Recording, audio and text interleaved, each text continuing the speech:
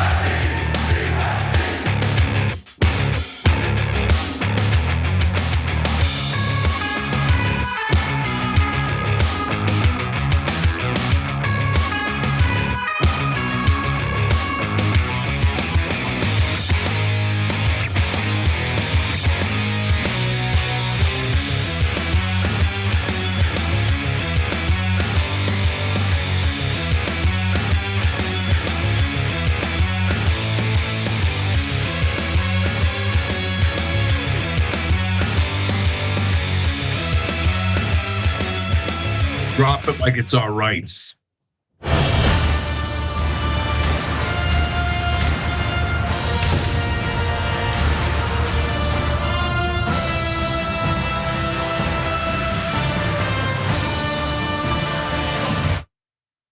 All right, welcome to the Young Turks on this lovely Friday. Cenk, Uygur, John Iadarola, Ramesh Srinivasan. Ramesh is a host of the Utopias podcast and a professor at UCLA. Of course, John is the host of Damage Report. So today we've got some fairly disastrous news for you throughout. So we had some defections from Trump yesterday. We had Trump actually doing one thing positive yesterday, deciding not to bomb Iran. We're back to negatives, thoroughly so. And later in the program, yes, a US citizen has been detained by ICE. So we will give you details on that. And so that has begun. Well, it's great news about Iran as long as Trump's against it. Unfortunately, what if Elon Musk tells the Department of Defense start bombing them? I guess maybe they'll just do it according to recent news. But anyway, why don't we talk about a different conflict, not one that might come, but one that might not end, starting with this. But I want to stop the war. I don't want that war to continue. And I'll stop that war, mark my words, I'll stop that war in 24 hours. We need to figure out here now within a matter of days whether this is doable in the short term. Because if it's not, then I think we're just going to move on from our perspective. The president feels very strongly about that. Those two guys should probably talk. Of course, that was Donald Trump back in 2023, back when he was in the mode of claiming that he would accomplish everything in 24 hours, including ending the war in Ukraine. He told us to mark his words, and we have, and it doesn't matter because the buck stops anywhere other than with Donald Trump. He probably doesn't even remember the conflict is even happening. But he's also, over the past couple of months, been implying that he's gonna force Ukraine to accept some sort of deal on the terms of Russia. And that sounded bad enough. Now, according to Marco Rubio, there might not be anything. He might just wash his hands of the entire thing and let Russia do literally 100% of whatever they want, which, Cenk, maybe not the biggest surprise, but this is just another area where Trump might be preemptively either giving up or letting someone else control what happens. Part of the deal? No, kidding. No, so a bit of a disaster here. The main question I have, and we'll see if we can answer it in giving you the details of the story is, yes, but what happens when we just let it go? Does that mean we let the Ukrainians go and let the Russians just do whatever they want to them? Does that mean we keep funding them at the same rate that we're funding them? What in the world does he mean? Let's try to figure it out. Yeah, I'd guess it's pretty much what you said. I think it's letting whatever Russia wants happen. That's my fear, but that said, let's hear more from Marco Rubio and see what he has to say about it. I think it's important to remind everybody that the Ukraine war is a terrible thing, but it's not our war. We didn't start it. The United States has been helping Ukraine over the last 3 years, and we want it to end. But it's not our war. I want everyone to understand that. And the reason why I make that point is the president has spent 87 days at the highest level of his government repeatedly taking efforts to bring this war to an end. We are now reaching a point where we need to decide and determine whether this is even possible or not. I can tell you this. This war has no military solution to it. It really doesn't. It's not going to be decided with, neither side has some strategic capability to end this war quickly. And so what we're talking about here is avoiding thousands and thousands of people from dying over the next year. We're trying to avoid that. We saw what happened last weekend with a missile strike in Sumy where people died on Palm Sunday. We're just going to see more like that on both sides. We're going to see more of that. We're trying to prevent it. But we're not going to continue to fly all over the world and do meeting after meeting after meeting if no progress is being made. So if they're serious about peace, either side or both, we want to help. If it's not going to happen, then we're just going to move on. Oh, I was actually prepared in this segment to be pretty critical of the Secretary of State effectively washing his hands of this conflict. I didn't know that he had to fly places and take meetings. That does sound very exhausting. People talk so much about like the strength and toughness of the Ukrainian people. Have they had to fly around the world? Have they had to take meetings? They don't know the first thing about suffering. Marco Rubio is the one who's suffering in this thing. But anyway, he's much more focused there on saying that it's not our conflict. We didn't start it. Who did start it? Well, it depends on who you ask. If you ask literally anyone who knows what's going on, obviously it was Russia. But if you ask the Trump administration, it was Ukraine. One of the fundamental issues probably making it more difficult for them to actually end this conflict, that they refuse to even acknowledge the truth about it or what Ukraine maybe deserves coming out of it. So why would Ukraine accept any of the horridly biased deals that they're offering right now? That said, we're gonna have Trump and JD Vance's take on all of this, but Cenk, I wanted to give you a chance to jump in and respond to Rubio there. Yeah, so Trump's going to back him up, as you're going to see in a second. So, look, first, I guess a lot of the right wing thinks that they've just accepted that he's an absurd human being. But I wish we hadn't accepted that in our president. And here's what I mean by that. That he was going to solve it in 24 hours. Like, did anyone really believe that? Ed, are you like super frustrated with Trump that he didn't solve it magically in 24 hours? Or have you moved the goalpost along with him and said, oh no, we didn't mean 24 hours and we didn't mean 3 months, we meant maybe never. And so that's moving a lot of goalposts, brothers, okay? So now his second question is, if you think, well, no, look, I know the president is absurd and he says ridiculous things to get attention, and I've made my peace with it. And as long as he makes peace in this particular conflict, I don't care that he's, grandiose and at times buffoonish. I wish we hadn't made peace with that. And when it comes to being, the president of the United States, wish we had a serious person who actually meant what he said instead of making up ridiculous things. Now, to the heart of the issue. If all of this somehow magically gets them to a peace deal, then great. I don't really care about the ups and downs of negotiations, etc. But does it look like we're close to a peace deal? Because it doesn't look like it to me. And so now they're at the point where they're almost throwing their hands up, right? So remember that one of the issues here was that everything was going along, well, I don't know, fine. They were at least doing negotiations. But then Trump and the US demanded mineral rights in Ukraine. They demanded $500 in mineral rights. And talk about that. So that made it much, much worse and give up on it. It's an epic disaster.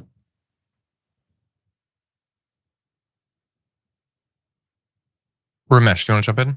Yeah, absolutely. John? Look, what's been incredibly unclear, the whole time. I mean, first, Cenk makes a great point that the president boasted that within 24 hours he could end this conflict. I think he assumed that since he's so chummy with Putin, that he would actually be able to get through to Putin and negotiate some sort of deal that was good for Putin, and maybe forced to be accepted by the Ukrainians and all the rest of us. But clearly, we see that the president does not have nearly the power, deal-making power, or even the political power that he claims to have after all of these theatrics and all of this sort of nauseating set of stories where he has essentially repeated systematically Russian state talking points. And Obviously publicly embarrassed Zelensky to try to push him into a leverage position where he would agree to the mineral deal. What is under discussed as usual when it comes to this president is what exactly does he want and what is the outcome he is pushing for. And for Marco Rubio to basically say there's no military solution, but essentially say that the US is not able to do what it said it could do in 24 hours and broker an actual peace agreement is very telling. It speaks to the weakness of this administration, the weakness of its political leverage, and the absence of a political vision. And one last point, note everybody that there were a couple ceasefires that were agreed to between the Ukrainians and the Russians brokered by international parties. Those ceasefires are not being observed as we speak, including in the Black Sea around grain shipments and so on. So nothing has been accomplished rather than an enduring peace deal in 24 hours. So take that as a contrast. Yeah, Trump, he doesn't know anything about negotiations. He doesn't know anything about diplomacy. He blusters and he threatens. And sometimes if we happen in an area to have some sort of overwhelming advantage, we might get people to just cow before us or whatever. But even that doesn't operate or work as often as he thinks it does. He thought that would get him through this entire trade war thing, and it didn't work out that way. So he doesn't know what's going on. He doesn't care to know what Ukraine would need to actually sign on to some sort of peace deal. And so the future just looks really dark. That said, we did say that we would give you what Trump has to say about Rubio's most recent comments. So why don't we get to that and then we'll update you on a few more of the recent wrinkles. Secretary Rubio said that the US will have to figure out whether a deal can be done between Russia and Ukraine in a matter of days, or you will just move on. Yeah, very short.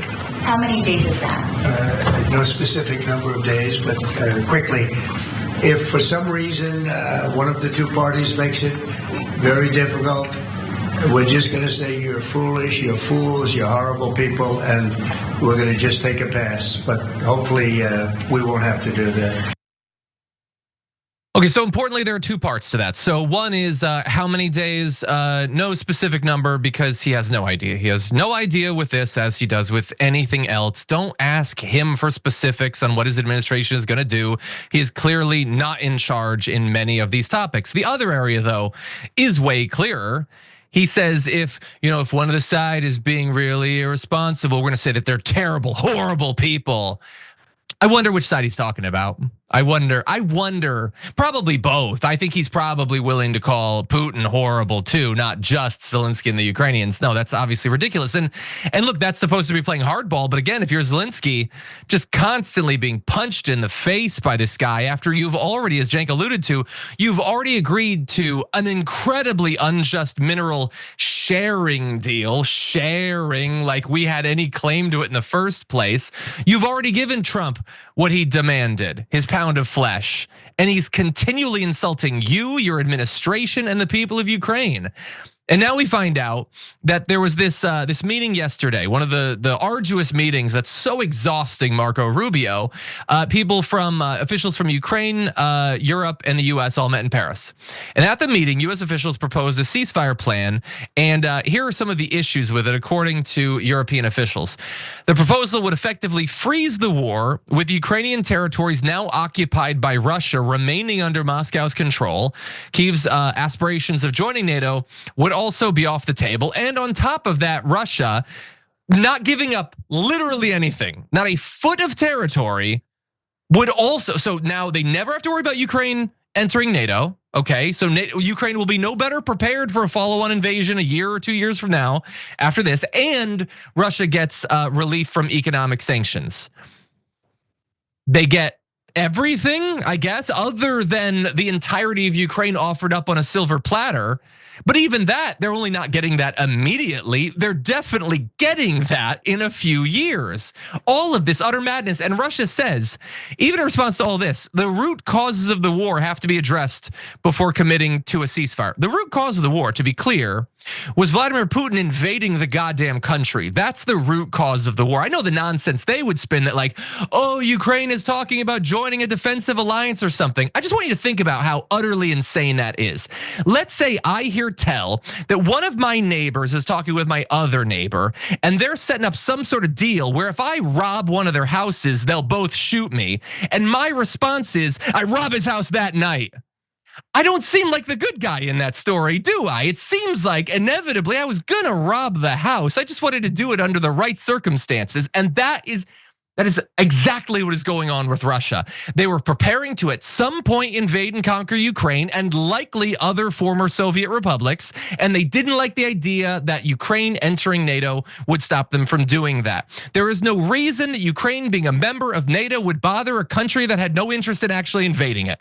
It just doesn't make any logical sense.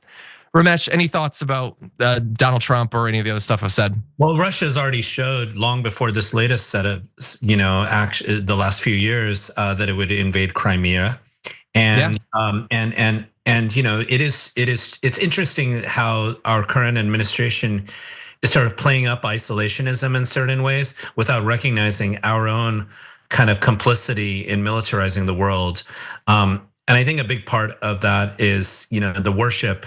As Cenk was alluding to earlier, of the Gilded Age that this administration has. We stay isolated, we're just gonna be about ourselves, but whenever we can do land grabs or resource grabs, let's do it, which is an old school colonial imperialist kind of approach. That said, I do think we have, this is not any justification for any of Russia's actions who started the war, clearly, but the US has not been an honest partner with its decisions. It's stated after the fall of the Berlin Wall that it would not, that NATO would not expand east of Berlin. That said, it's not. There's clearly a reason why all of these nations that are generally peaceful want to join NATO. So what is very sad to me is that the US did not show any leadership since the fall of the Soviet Union and the fall of the Berlin Wall. Could have brokered an actual real kind of peace agreement that we could be observing to this day. Propped up people like Yeltsin, who then basically, whose pathetic regime led to the rise of Putin and the oligarchs and the deal he cut with the oligarchs. And some of that is uncannily like what we're looking at right now in this country. So it's very sad. The US didn't show any leadership then, and it's not showing any leadership now. And that basically is gonna give Russia carte blanche to be as aggressive and militaristic as it wants. And it is not without question that Putin would want to expand and get back to something approximating the Russian Empire. But the key for me is de-escalation rather than escalation. Yeah, 100%. And while all this is ongoing, I feel terrible for the people of Ukraine who have been through unimaginable situations for literally years now. Effectively being told by what's supposed to be sort of like one of the moral forces for safety, security, peace, all of that, telling them either give up your country now or we're not gonna help you get any deal and then it'll be taken from you over the next year or two. But a horrid abdication of our place in the world. In any event, we're gonna take a short break. We'll come back with more after this.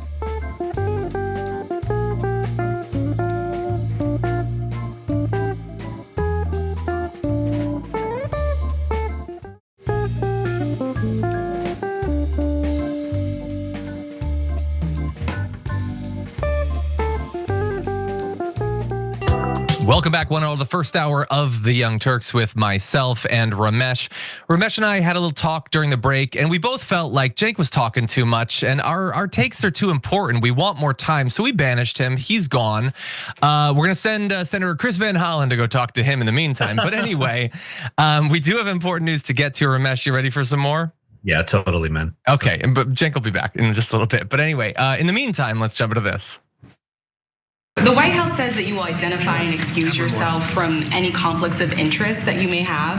Does that mean that you are in effect policing yourself? What are the checks and balances that are in place to ensure that there is accountability and transparency? Well, we actually are trying to be as transparent as possible. In fact, we post our actions to the Doge handle on X. If you see anything, you say like, wait a second, hey, that seems like maybe that's, there's a conflict there. It's not like people are going to be shy about saying that. They'll say it immediately. Yeah, that's why they had to change so goddamn many of the things they posted on that stupid BS website. But that was Elon Musk saying that you don't have to worry about him rigging things in his favor, hurting his competitors, giving himself contracts, because he's gonna be transparent. And I don't buy that in most cases, but I think he has been pretty transparent in some of the corruption, including the story that we're gonna talk about today, because Reuters released a report just yesterday alleging that Musk is about to make a massive amount of money off the federal government. Here's the headline: Musk's SpaceX is apparently a frontrunner to build Trump's Golden Dome missile shield. And that is going to be worth, importantly, not only an ungodly amount of money to initially set up, but going forward, it could be massive money for Elon Musk and for SpaceX. Cenk, I know you've been waiting to talk about this. Musk and SpaceX building this system seems pretty convenient considering he's the co-president. Yeah, so first of all, utter outrage that the largest donor to any presidential candidate in any party, right? Just say, oh, I got a great idea. Let's do, by the way, first, let's do cuts to like Head Start and funding malaria treatment and all these to Social Security offices, to Medicaid, et cetera. But let's not save any money at all. Let's direct it all to my company. Well, if you're not outraged by that, then you like corruption. You love corruption. And really, if you're MAGA, you think, oh, what a coincidence. The top donor's company, it happens to be the best company for a project, by the way, we don't need at all. This is as big a boondoggle as you will ever find. Doge went looking for waste, fraud, and abuse, but what we didn't realize is they were looking to find it so they could promote it within the government, because this is waste, fraud, and abuse. So we thought they were going to find it to eliminate it, but apparently they were going to find it to put it on steroids, because that's what this is. What the hell is this crap? And what happened to cutting the Pentagon? I mean, that's why you get them on the record. So now you can turn around and go, come on. Come on. And yes, even your own voters wanted you to cut the Pentagon. Instead, you're doing the boondoggle of all boondoggles. 100%, yeah. So I'm gonna give you a couple extra layers of corruption, then we'll jump into a conversation about this. So first, the details. What is the Golden Dome? Well, it's pretty different than the Iron Dome, and not only because it is a characteristically stupid name via Donald Trump and the Golden Dome. So it's a plan to put up 400 to 1,000 satellites to orbit the world. They would be tasked with sensing, monitoring, and tracking missile launches. Then a separate batch of 200 more attack satellites would then destroy those with a combination of missiles and or lasers. So we're back in Reagan era Star Wars policies.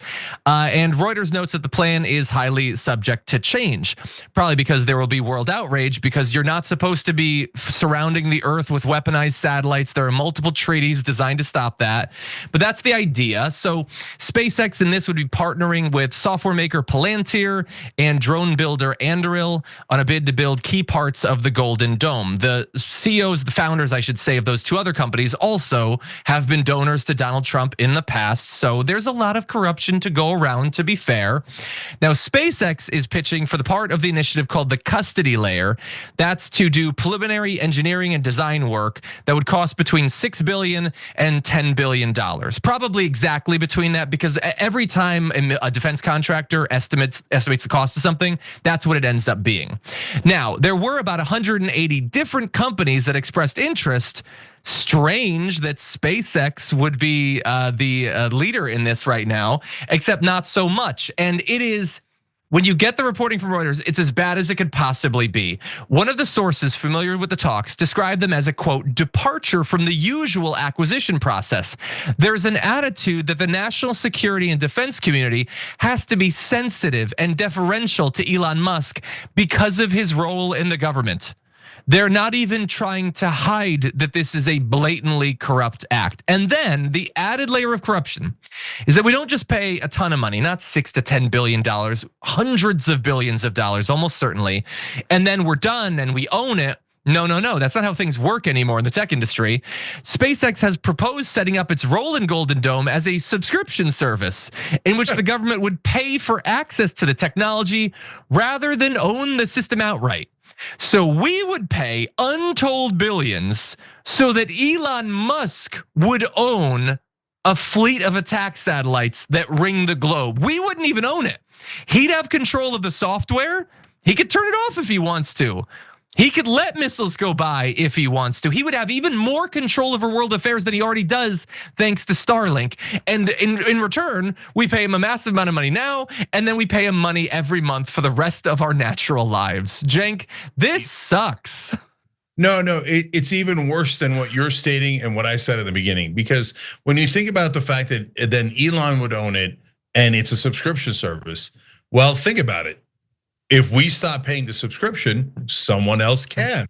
And in fact, since it's a company that's, as with all companies, are designed to maximize profit, well, they're gonna say, well, I built this whole thing. I mean, you suckers paid for it, but it's mine, I own it, and I wanna make more money off of it. So I am now handing over the satellite system to the highest bidder. Oh, look at that, it's China. Well, what are you gonna do? Now China has a ring of satellites across the world that could destroy anything that they want. So, oh well, okay, that's point one, okay, in a parade of horribles that are actually possible in this case. Point two is, what if Elon just goes, what do I need America or China for? I now own the satellites all across the world that can knock down anything I want, destroy anything I want. Mission accomplished.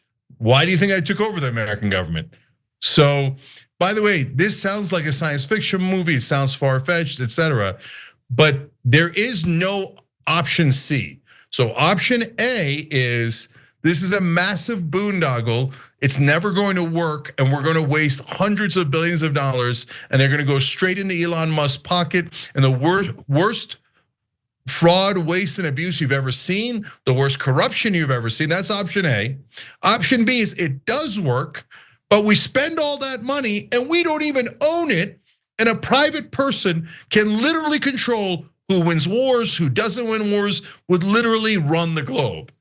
My answer to this, hell to the effing no. No way, no how, pure insanity.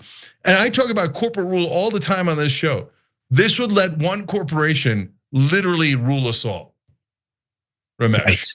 Right, absolutely. So, feel free to use the word doge as a verb to just describe any time anyone gets ripped off, corrupted, taken advantage of, and grifted upon. I mean, me and my friends, maybe it's just some way we're trying to cope with all of this. We just love saying, hey, we're doging. So, we can, I just think there's something really interesting here though that I want to add to both your analyses, which is this is exactly how tech companies and tech platforms function.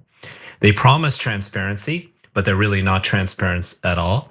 And they leverage public investments, including people's data, in this case, our money and our resources, maybe not our data, but that's in other capacities, with no accountability whatsoever.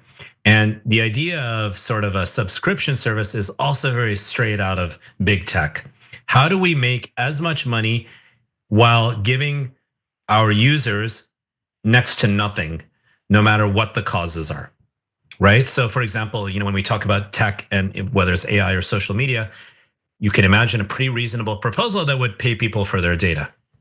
Is that any of that happening? No, instead what a subscription model assumes and mandates is ongoing, continuous, never-ending dependency. All right, so that's the first point I want to make. This is very big tech-like the way this is being played. The other thing I want to say is, sometimes my podcast is called Utopias. I'm always looking for something to put me in a more positive mood in the evenings. I was actually nerding out about the incredible James Webb telescope discoveries. You all may have heard of that. Possibly we found traces of life on another planet, or at least the elements that could be produced only by organic life. Why am I saying all that? That's NASA. That's what NASA did. That's what government funding of science and education and research does. Think about NASA relative to SpaceX, which I consider a zombie predator version of NASA, right? Think about how different these things are. And we must all ask questions. What do we actually want to support? And what do we not? Yeah. By the way, the only other final point I have to make on this is the way that this should work, if we hadn't had our government entirely bought by an oligarch, is you'd have SpaceX come and be like, hey, we want to do this thing and we're gonna make it a subscription service where you don't actually own it. And then the Pentagon would be like, oh, hey, the thing about that is there's 180 companies that would love this contract, so go kick rocks. Go, if you can afford it, go suck an egg. And we're gonna go with one of the other 100+ companies that would love to do this. But unfortunately, our government has been bought, so SpaceX knows they can make an absolutely horrible offer, and I guess the government will just take it because there's not gonna be any actual competition. Again, I know that it's difficult, like for the Democrats to fight back on everything because there's so many things they need to be fighting back on, but this feels like a pretty big one. I feel like you could score something on this. Yeah. Anyway, I have last 2 words from our audience. So you'll have to forgive their, bluntness, and you could join their bluntness at tyt.com. Infinity says, is Elon Musk Dr. Evil or Lex Luthor? And it's a good question, and we're hoping Dr. Evil so that he's clownish and does not succeed in any of this. And Turkish Taffy writes in, Elon gets the golden dome, the US taxpayers get the golden shower. I like it. Okay, well, why don't with their trickle down economics on the $5.5 trillion tax cut? So unfortunately, it's a theme. And I will say, Mike Myers playing Elon Musk on Saturday Night Live. Mike Myers, former Dr. Evil, Austin Powers, is pretty priceless. It all comes back around. It's a perfect circle there.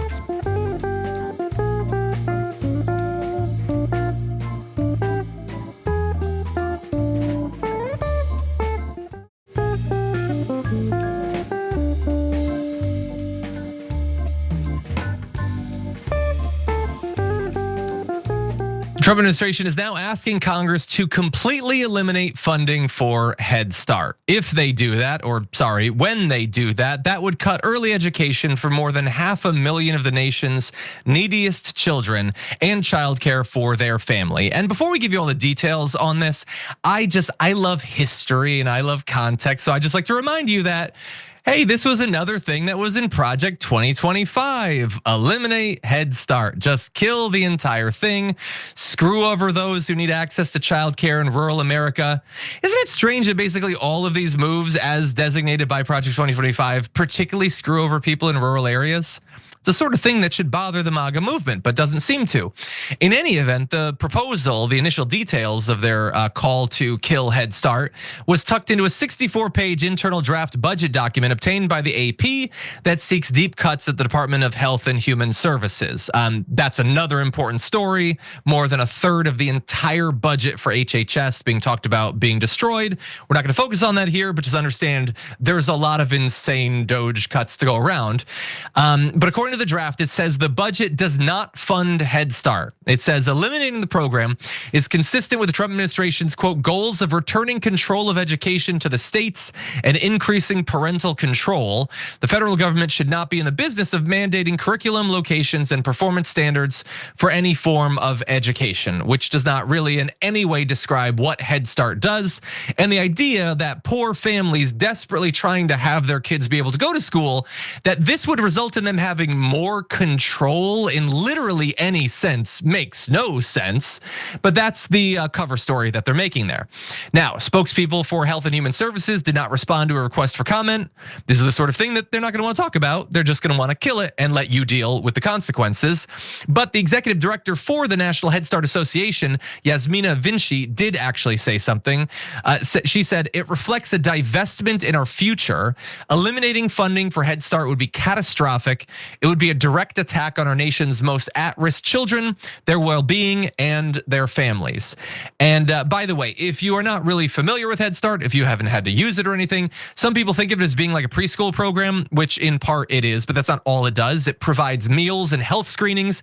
It helps level the playing field for children who might otherwise fall behind before starting kindergarten. Many of the kids that are in Head Start and use its programs are in foster care or are homeless, and this helps them to maybe not be held back for their entire lives by that. Currently, currently operates in all 50 states, and parents who otherwise would not be able to afford childcare rely on it when they work or go to school. Because otherwise, they might not be able to do that. Again, it's a very difficult position that many of these people will be put in, and there doesn't seem to be any acknowledgement of that from the Trump administration. What do you think, Cenk? Yeah, so this could affect up to 800,000 families.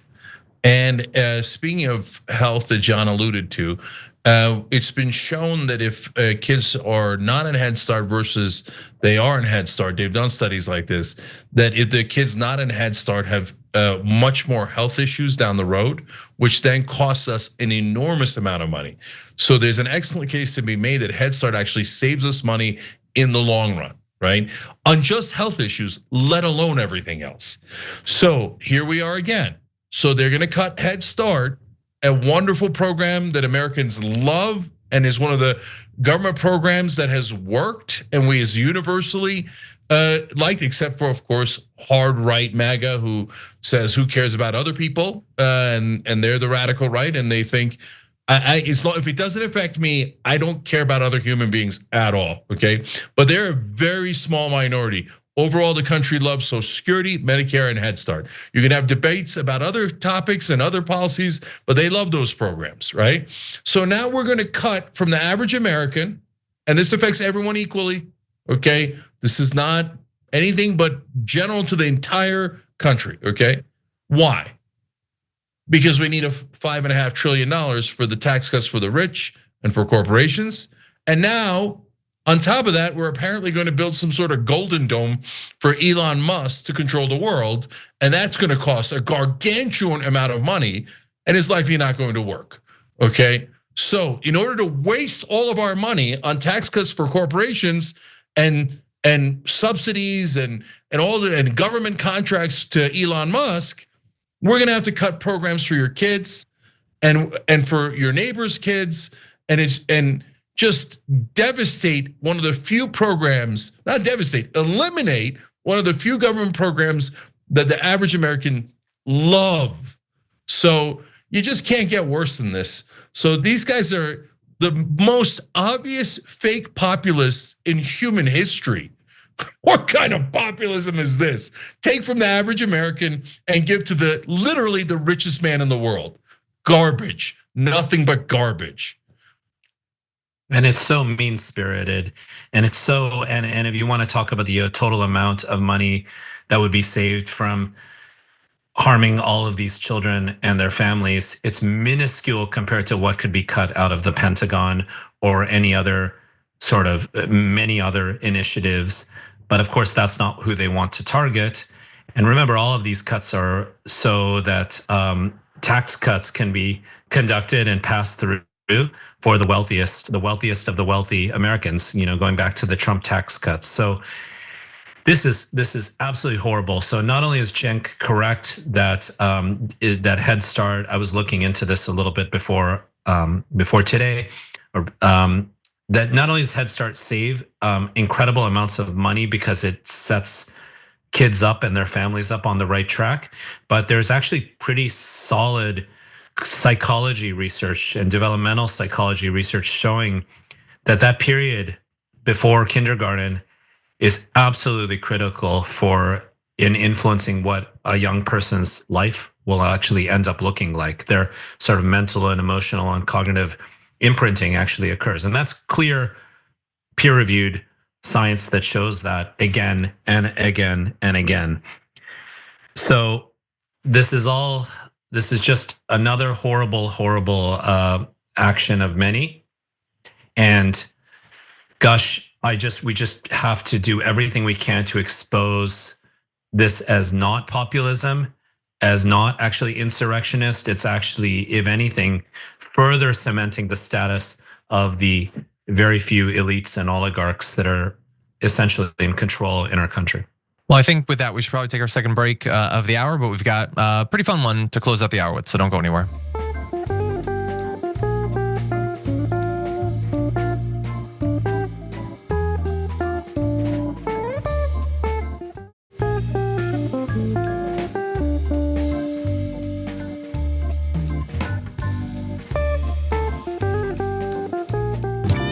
All right, back on TYT, Cenk, John, and Ramesh with you guys. Earlier, Eclectic Miscellanea wrote, and I was going to say that it looks like Cenk's being detained against his will somewhere, but I guess under Trump, that's nothing to joke about. But as you can tell, I escaped. So, but in the second hour, unfortunately, it gets not funny because they are now beginning to detain US citizens. Headshot Dragon says, looks like Cenk is broadcasting from a study hall, but don't worry, we fixed it. I'm now back at, as I said, Baratheon headquarters, and there it is. Take your screenshot. Okay, Huang Jun asks on the Ukrainian issue, ask the Native Americans how much of a deal with the US government is worth. They can give us about 400 examples. So that refers, of course, to the original deal we had with the Ukrainians. Oh, don't worry, we take your nukes away, we'll protect you forever. Unless we have a president who's super friendly with a government that wound up invading you, in which case, well, all bets are off. So Haiku Dragon says, Cenk's featured word of the day, boondoggle. Okay. Hard to argue with that. Newfie Dragon says, Ramesh is absolutely one of my favorite co-hosts. So that's wonderful to hear. And I've got more if we need it. Okay, now let's get back to the stories. John's got more for you. Yes, I think it's only fair that we end with a little bit of fun, so let's jump into this. This whole idea that other countries stole our jobs, like our factory jobs and all that, as far as I remember, that's not the case. Bill Burr has been good on a lot of topics having to do with politics for some time, but especially ever since Donald Trump got inaugurated, he's like must listen. And he decided to do kind of an impromptu history of capitalism, socialism, the labor movement on his podcast. And so let's jump into a little bit about the Industrial Revolution in this next clip. In the 1800s, during the, what was that period called? The Industrial Revolution. They had like kids working in factories, like in 12, 14-hour days, like 4 or 5-year-old kids in dangerous situations. And people weren't making any money. And the one guy who owned the factory was keeping all the money. The working man finally has enough. They start organizing unions. The robber barons hire police, the army, all of these people to come in and kill these people in riots, crack their skulls, do unbelievable sorts of damage to them to try and force them to go back to work for sweatshop wages. These people died, were maimed, catastrophic injuries so that we could have a decent wage in this country. And they had unions and all of that. All of what he's saying there is true, and we'll have more from him. And it is such a massive, I don't know, shame, feels like kind of a crime that after all that was done over the course of decades and decades to achieve all these amazing wins and to give us, the life that we have right now, most people have now been propagandized to for a couple decades, and they despise unions. They think that they're wasteful at best, corrupt, criminal, shouldn't be a part of them. They should be crushed, in fact. A populist Republican movement should probably kill unions. That's unfortunate. And before we discuss, I do just want to dive into one thing that he talked about there. He talked about kids working in factories and things like that back in this prior movement. Well, get ready for that because we're already seeing it in multiple states, including just last month. Florida was debating lifting some child labor laws to fill jobs vacated by undocumented immigrants. Remember the jobs that undocumented immigrants took from good working adult Americans, except maybe not. And we do still need those workers. And so I guess we're just gonna try to flood the labor market with cheap kids, I guess, that won't be protected. That way we don't have to pay adults higher wages because it's more competitive. The entire thing is so nonsensical. But I do think it's a great time, Cenk, for this history lesson because this seems to be, that period of time seems to be the model that Donald Trump and Elon Musk want to take us back to. Yeah, I think the part of the propaganda that bothers me the most is when people talk about corporations like they're humans. As Mitt Romney famously said, corporations are people, my friend. And of course, the Supreme Court said that in decisions in 76, 78, and then in Citizens United. And so then they have these absurd conversations about, well, are American companies going to be patriotic? Are they going to do their duty? And they're not going to do any of that. They're going to maximize profit. We wrote the code. I think we made a mistake. Other countries have written slightly different codes and that have gotten to better results. And we had one line in the code, maximize profit.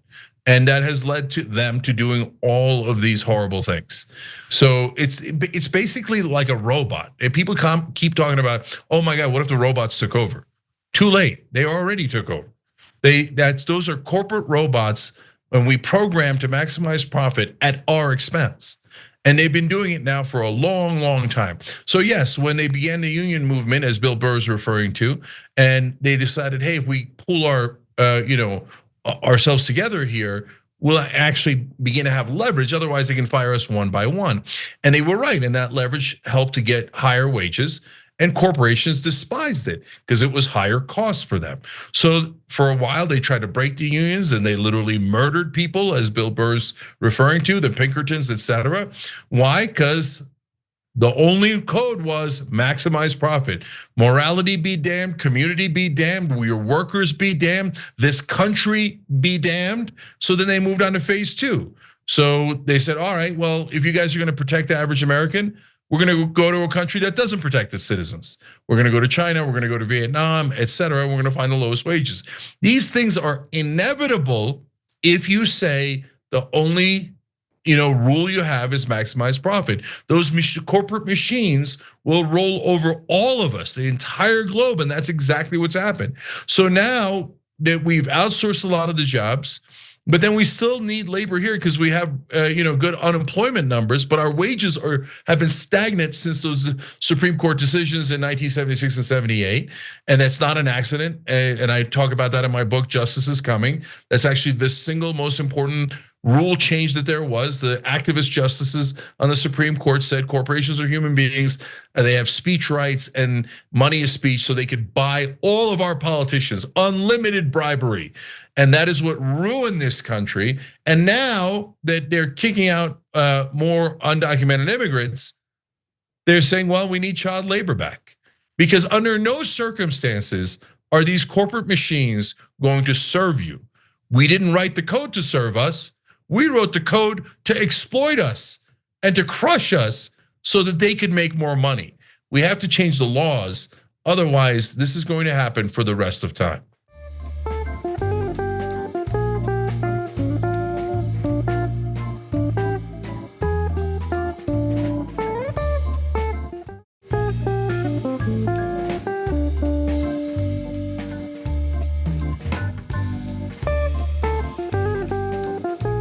Yeah, we always have to look at levers of power and counterpower and ways to establish leverage over forces that are disenfranchising and exploiting so many people.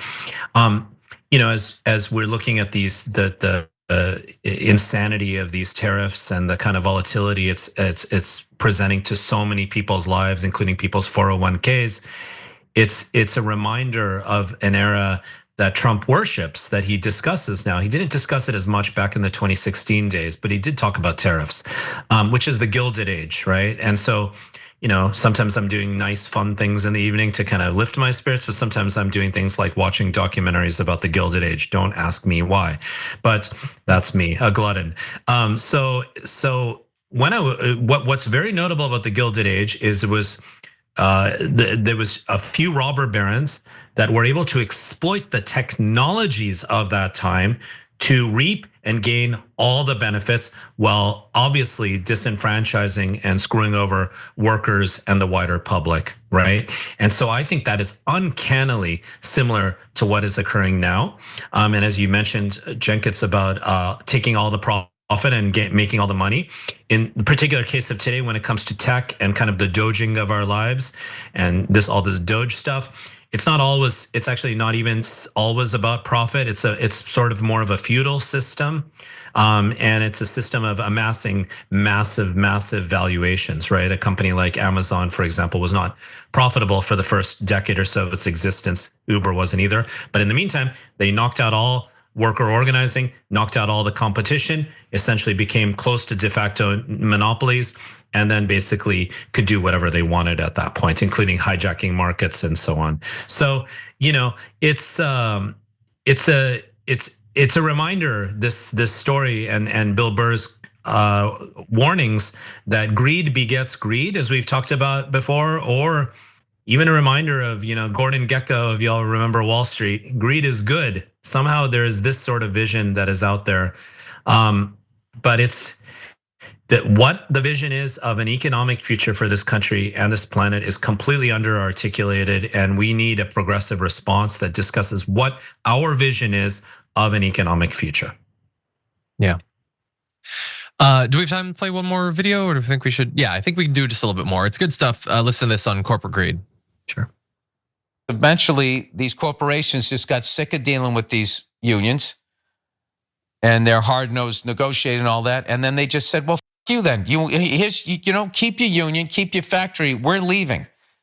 And they took their factories outside of the US and went back to 1800 wages. What the f? You should be making those things here. And then what the corporate guy said was, well, we would make sneakers here, but if to pay the American worker and everything, the sneakers would then, instead of costing $50, they'd now cost $700. And I was always thinking, why? It would cost $700. I can't afford that. And what it really was they weren't going to lose the profit of sweatshop labor. So if they came back to America, we weren't going to work for that. So, and they weren't going to lose the profit of sweatshop labor, so they were going to pass it on to the consumer. Yeah. That was the argument. We hear sort of updated versions of that now. Cenk, any quick thoughts about that? Yeah, they always have an excuse for getting more and more profits from us. We'll hold all your prices hostage, and we'll do this and that. So each industry is different, and we might have lost some industries. I understand that, right? But there's a lot of industries we could have protected, and more important than anything else, look, guys, our government was supposed to be a democracy. I wrote about this in Justice Coming too, and our founding fathers warned us about corporations. They partly did the American Revolution against the British East India Company. The Tea Party, where they threw the tea overboard, was against that corporation, not against the British Empire, okay? And they heavily, heavily warned, and I've got some of the quotes in the book, do not let corporations take over. And we didn't listen. And slowly they took over, and now we're at a point where they threaten us every once in a while. You don't listen to us, you'll have to pay $700 for your sneakers. Okay, and you know what? We're gonna use your children. We're gonna put them, and that law in Florida, that isn't just like, having a summer job at Burger King.